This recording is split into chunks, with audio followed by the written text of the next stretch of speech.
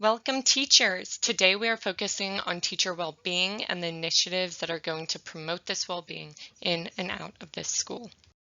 Focusing on teacher well-being is important because it influences student well-being, academic success, happiness, and achievement.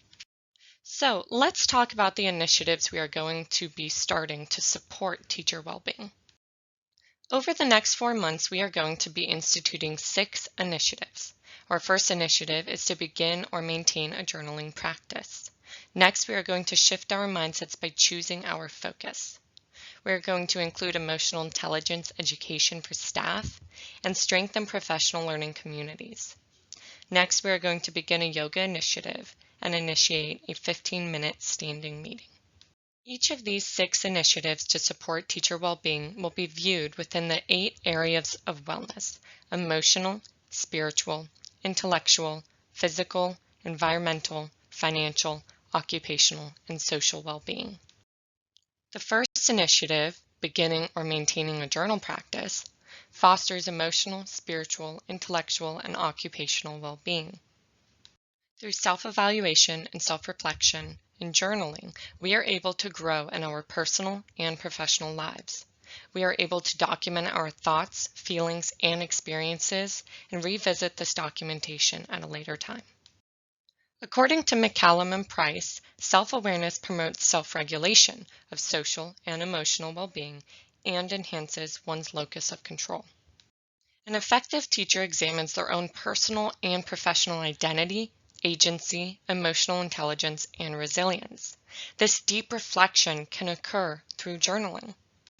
The desired outcomes of this journaling initiative include fostering emotional, spiritual, intellectual, and occupational well-being, while strengthening self-awareness and self-reflection. The next initiative to support teacher well-being is a practice of choosing our focus.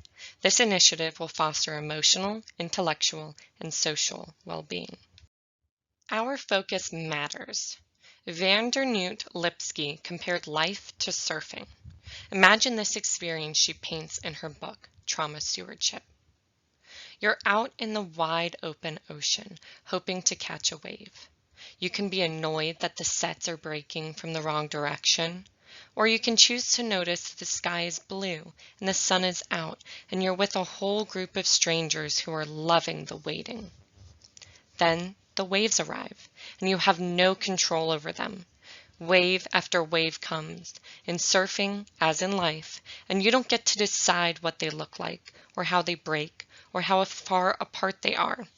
What you do get to choose is which wave you try to catch, which wave you are going to focus on. When you pick a wave, you try your best.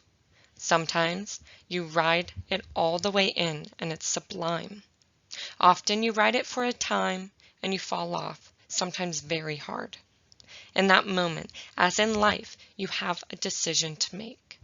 Do you focus on the seconds that you stayed upright, rejoice that there will be another wave to catch, feel blessed that you are in a position to try for a wave at all? Or do you belittle yourself for not being strong enough, curse the wave, blame another surfer, or tell yourself that if the board handled differently, you would have had a different ride? It is always up to us where we place our focus. It is this choice that will determine, ultimately, what our ride is like. Our focus matters, and this focus must go beyond just surviving life, managing stress, and avoiding burnout. To truly foster teacher well-being, Acton and Glasgow suggest a focus that promotes happiness and positive functioning. The desired outcomes of choosing our focus include strengthening emotional, intellectual, and social well-being, and bringing positive change to our personal and professional lives through a strength-based approach. The next initiative focuses on emotional intelligence education for staff, which fosters emotional, intellectual, and social well-being. According to Acton and Glasgow, teacher well-being must include being self-aware and how one's emotions can affect their teaching and managing emotions in the classroom. Teacher well-being will also include a respectful school climate that respects teachers and supports a healthy work-life balance. Desired outcomes of this emotional intelligence education initiative includes fostering emotional, intellectual, and social well-being, and to increase self and social awareness and the ability to connect emotions, thoughts, and actions. The next initiative is revamping our professional learning communities, which will strengthen emotional, intellectual, occupational, and social well-being. In professional learning communities, or PLCs, we will foster well-being in a variety of domains while helping teachers identify their available protective factors. According to McCollum and Price, having a school community and healthy work relationships that teachers can rely on will increase both well-being and productivity. The desired outcomes of revamping our professional learning communities includes fostering occupational, social, emotional, and intellectual wellness through opportunities to problem solve and gain insight from colleagues, and developing a greater sense of community and accountability within the school. The next initiative includes creating a school staff yoga group, which will increase emotional, spiritual, physical, and social well-being.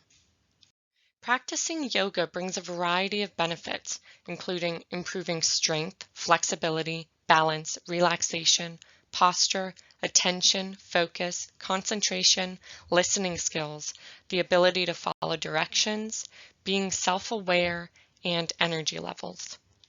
The desired outcomes of this yoga initiative includes improving emotional, spiritual, physical, and social well-being.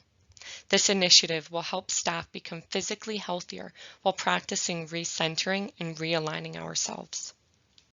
The last initiative is instituting the 15-minute standing meeting, which supports emotional, intellectual, occupational, and social well-being. 15-minute standing meetings provide teachers and staff with an opportunity to meet quickly, share something about their day, and move forward without remaining on a particular topic or turning into a gossip or venting circle. The desired outcomes of this 15-minute standing meeting initiative is to foster teacher emotional, intellectual, occupational, and social well-being. These meetings will demonstrate that the staff members of this school are not alone in our successes and mistakes, or in our good and bad days. As we move forward in our journey of teacher well-being, I would like us all to remember the great advice from Layla Akita. Make time daily for your well-being. Our lives, both in our personal and professional contexts, will improve tremendously with a new focus on holistic well-being.